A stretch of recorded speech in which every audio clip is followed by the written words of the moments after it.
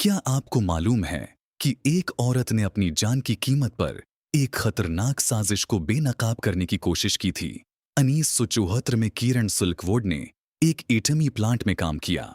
इसने देखा कि इसकी कंपनी जानबूझकर वर्कर्स को प्लूटोनियम से जहर आलूद कर रही थी। हिफाजती रिकॉर्ड जाली थे, कारकुनों की जानें खतरे में थीं। किरण ने फैसला किया कि वो सच दुनिया के सामने लाएगी। 13 नवंबर को वो एक सहाफी से मिलने जा रही थी। इसके पास वो सबूत थे जो प्लांट को बंद कर सकते थे, लेकिन वो कभी नहीं पहुंची। इसकी गाड़ी सड़क से उतर गई। वो फौरी तौर पर मर गई।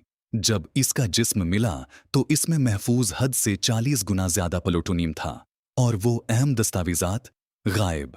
क्या ये हादसा था या कारपोरेट कत्ल? आज तक कोई नहीं जानता।